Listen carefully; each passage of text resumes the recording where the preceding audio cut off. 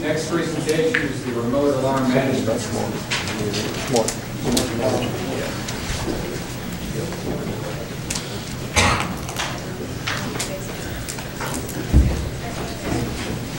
Good afternoon, everyone. We're the remote alarm management system. I'm Don Stringer. I was in charge of programming for this project. These are my colleagues. Adam Sadelsky was in charge of hardware, and Don Vinson was in charge of hardware and research. The smart home concept has become a very big concept recently. Everyone has been focusing on it. Our project specifically focuses on the home security aspect of it. Our plan is to give the user control over their locks and their doors so that they can monitor their home even when they're not there. Everyone's gone to work and they've been thinking to themselves, wait, did I lock all my doors? Is my home secure? Is everything safe? With our system, the goal is to be able to give the user the ability to hop on either the work computer and look through their browser, or on their cell phone that also has internet, and look and check and see. And if it is, then they can easily just hit a button and it automatically locks it. Otherwise, it just says everything is safe and secure. Another example would be, say a door opens in your home and you know that no one's home. So you could easily check this. You could go online, see, oh, maybe someone just came home early, or someone is breaking into my home. I need to call the police. So that would be an additional example where this would be expandability into that. Our system uses a black box that easily attaches to your door, no modifications needed. It uses a servo to actuate your deadbolt, a microcontroller, and then a wireless XP module in order to communicate back to a central module, which is then communicating outside to a server or web page. And then this is also done through a router or through any internet-enabled port, so that you do not have the need to run your own server to be watching your own home. It's offloaded to somewhere else. Currently, we have implemented the wireless, where each node is controlled individually by the user through a laptop on the local area network. We are still working on developing the web access because of problems we are having with API changes and such like that. That's all. Any questions? On your black box and your servo, does it cover or otherwise use the manual, the mechanism for activating these locks using? Yes. The boxes have a big button on the outside. So instead of you having to pull out your keys or you having to do anything, all you have to do is slap the button. It automatically unlocks it, and you just open the door as soon as the lights change. So in the event of a power failure, I would guess these things default to locked. What happens if the power goes out and you're on the locked side of a door? The units are actually powered by a battery. It's a self-contained unit. It's controllable. It does cover the deadbolt, but it's, like we said, it's controllable using the button. Are you asking about from being on the inside or the outside? Well, if the thing defaults to locked and you're inside or outside, you want to get through a doorway that is now locked.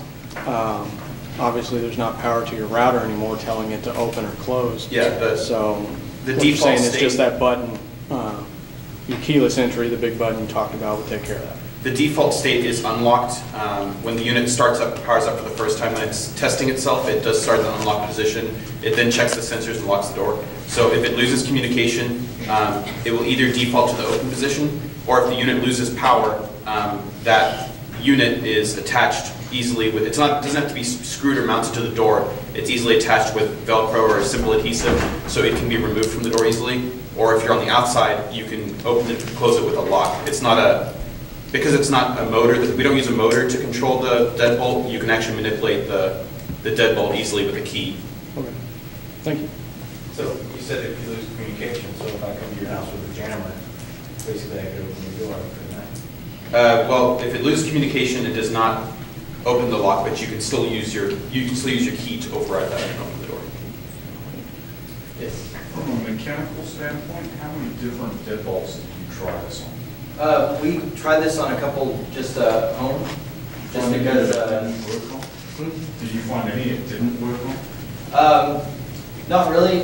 Since we only used the home ones, and we knew that there was going to be a lot of variety with just different locks between, especially between commercial, you're going to have heavier. So the way ours is designed, you could switch out with like a heavier servo, a more powerful servo, to be able to do that, as opposed to just a home one where you just use a small hobbyist motor instead. And your circuit can drive the power for the body servo? Yes. Yeah, we're operating at within a standard range for most large grade hobby servos. It's got one plug that's easy socketable, so if you need to take the servo out, that's easily done. Our deadbolt, our apartment, actually, it's kind of an older apartment complex, so the deadbolt is rather stiff, and it worked just fine on that one. I know, like, at my personal home, that deadbolt is a lot looser. Ask one question. A lot of home security systems also have smoke detectors if there's a fire. So could your system be integrated within that, so if the smoke detector detects that there's a fire, that all the deadbolts are open automatically? Or some are two-way, where they lock you inside in? Yeah, because of the use of the Zigbee communication, the fact you can make the way that you can lay out the architecture of the nodes, the wireless communication, because we use that central microcontroller to communicate to the outside, you can add any device in the home that uses XB and transmit to it as well and have it usable. And one other question, name one thing that you received as feedback from Senior Design 1 that you addressed in Senior Design 2. One of the big things was everyone was worried about security of the system, because you wouldn't want just someone coming in, just doing it. So right now we've been looking into security encryptions, and we can use right now it's unencrypted just because we were just trying to get a demo out, but you can use encryptions on this, so that way you can, someone who doesn't happen to have unless they have all the information, but I think at that point you've got a lot more to worry about than getting your home if they have that kind of equipment.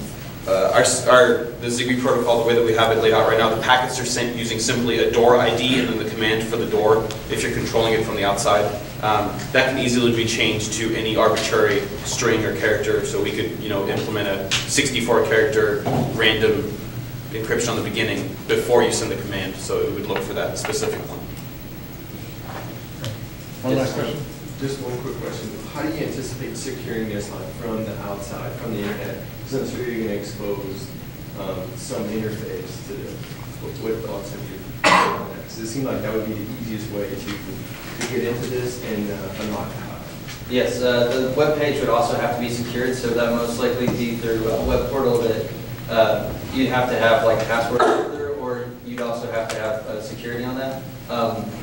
We've been trying to use this one server that is designed for data acquisition for microcontrollers such as this, and it already comes with all the standard wireless securities that you can expect from oversight.